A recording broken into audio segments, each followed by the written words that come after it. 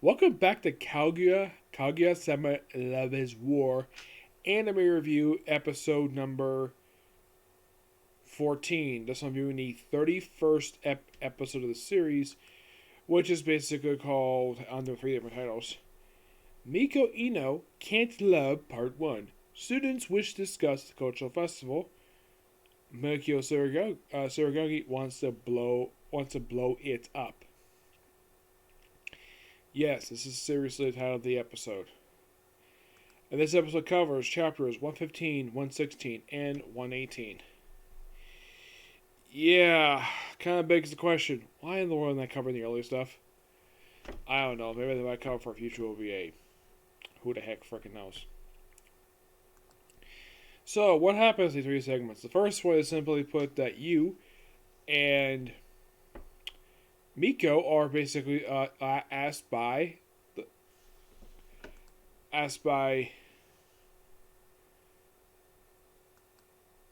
Miki to join the cultural committee. And the only reason why you agrees to it because the woman in charge of it is a girl he's got a crush on. Because usually mentioned, oh yeah, him about this, him about her, like, I'm in, and of course she just happens to go along. And I was like, it was so rowdy over being a culture festival. And of course, there were interesting ideas, like three guys all basically showboating. He, of course, pokes holes in everything they do. She, of course, and of course, Miko. The only interesting suggestion she basically has is basically the whole thing with the campfire. Because she points out that grown-ups don't trust kids, which I'm not really a big fan of that line at all. No, not really. So she basically talks to the neighborhood association. Everything will fine. And everything is set up. And then, like, do they have cultural episodes or something? No. It's like that was actually the first segment. The second one is simply put, we have two people from the entertainment committee going around to various people interviewing them. Like, Kat gets interviewed. The woman here who tends to be very mopey.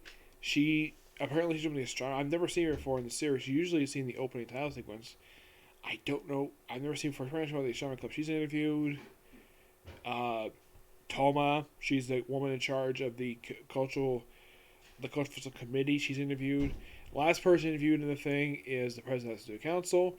He talks about this big dragon. Basically, he's putting together this love dragon as a prank.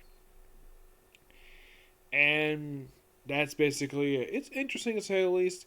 Let's focus on this one. Next, we'll focus on him. We blow stuff up. We try to blow up balloons, but basically he's putting too much air in them. I think. And for some strange reason, I don't know why this is. And this is very weird. I have never seen this for this series because normally every episode's got the same style of animation. For some reason, for this sequence, this sequence in this room, the animation changes abruptly for this thing. For about 20% of this little short story in the episode, it's a completely different style for like no reason. It's just it looks like a style from the 90s. Like, what the heck? Did the people make this episode apparently just were not available? So basically certain things of this third segment basically weren't finished. So they had to rush it. It doesn't look terrible per se. It just looks like something in the 90s. And Chica wants to, of course, she's asked to help out, like, no. And of course, it goes to Kaguya. Interesting. And it turns out the reason why these things are blowing up is because he was given older blow up balloons. So, try to do one, and he's still blowing up at the end segment. Yeah. Interesting, though, this. And it's an okay episode. It's not like. Not right home out for this one. It's okay, to say the least. I had to fast forward a little bit because some of the segments were just. It felt like those certain portions of each segment. Now, the last one I didn't fast forward that much of it, but I was fast forwarding through certain portions of this episode because I just got really bored. That's the thing with this one. The episode's okay. It just basically. And you might be thinking, Nick, now why the heck do you watch it if you don't like it very much? Because I like the animation. And I like the performance by the voice actors. Yeah, that much is it, per se. Yep. But not much to say about it. It's an okay episode, so I say this one for last because this is one series I'm not looking forward to viewing. The other two I have no problem doing. This case closed is actually a lot better than it was last week. Yeah.